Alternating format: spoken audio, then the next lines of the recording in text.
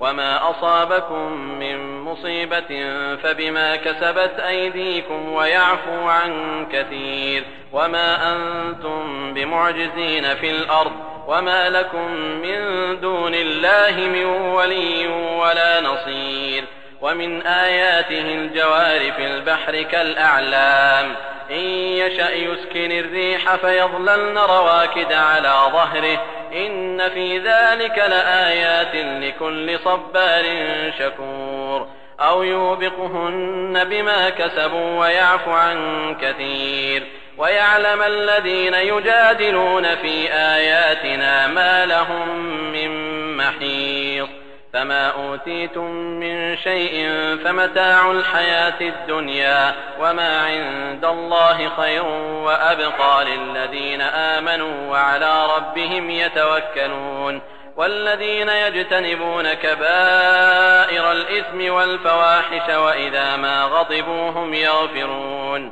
والذين استجابوا لربهم وأقاموا الصلاة وأمرهم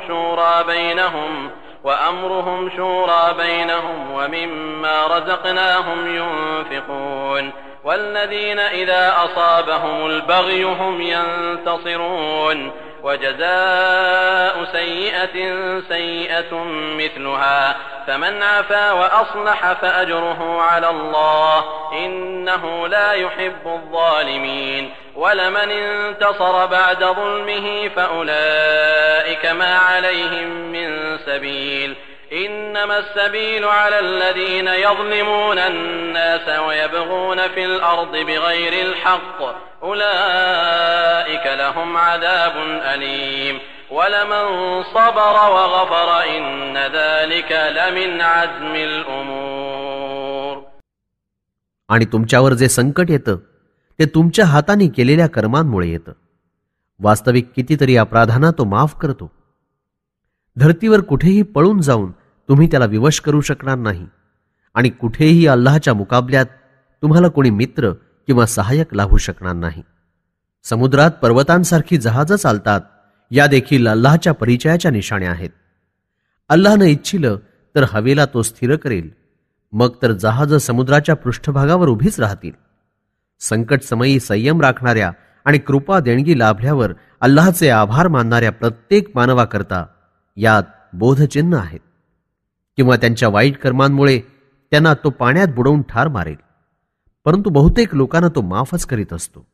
आमच्या आयतींबाबत निरर्थक वादविवाद करणाऱ्यांना अशा प्रसंगी चांगल्या प्रकारे माहीत पडतं की आता त्यांच्यासाठी पळून जाण्यास कोणताही मार्ग नाही. मग जे काही तुम्हाला दिलं गेलं आहे ते या जगाच्या जीवनात गुजराण करण्याची सामुग्री आहे आणि जे अल्लाहच्या जवळ आहे ते अधिक उत्तम आणि सदा कायम राहणार आहे. अशा लोकांसाठी जे इमानधारक आहेत आणि आपल्या पालनकर्त्यावर भरोसा ठेवतात. हेच ते लोक जे मोठमोठ्या अपराधांच्या आणि निर्लज्जतेच्या कामांपासून दूर राहतात आणि जेव्हा रागात येतात तेव्हाही माफ करतात.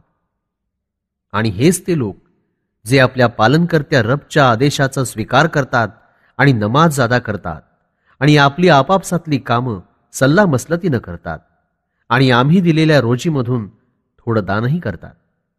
आणि हेच ते की जेव्हा इमानधारकांवर कोणी विद्रोहपूर्वक आक्रमण करील तर मुकाबलाही करतात. वाईट लोकांच्या हरकतींच्या मुकाबल्यात तशीच सक्त कारवाई केली जाऊ शकते, पण तरीही जो कोणी माफ करेल आणि मामला दुरुस्त करेल तर त्याचा मोबदलाही अल्लाहच्या ठिकाणी प्राप्त करेल. निस्संदेह अल्लाह अत्याचारींशी प्रेम राखत नाही. ज्या कोणावर जुलूम केला गेला असेल आणि तो बदला घेऊ इच्छेल तर अशा लोकांवर आरोप ठेवण्याचं काहीच कारण नाही. आरोप तर त्या लोकांवर आहे जे माणसांवर अत्याचार करतात आणि धर्तीवर नाहक विद्रोह करतात. अशा लोकांवर दुःख यातनांचा मारा आहे. परंतु ज्यानं धीर संयम राखला आणि माफ केलं तर हे मोठ्या हिमतीचं काम आहे.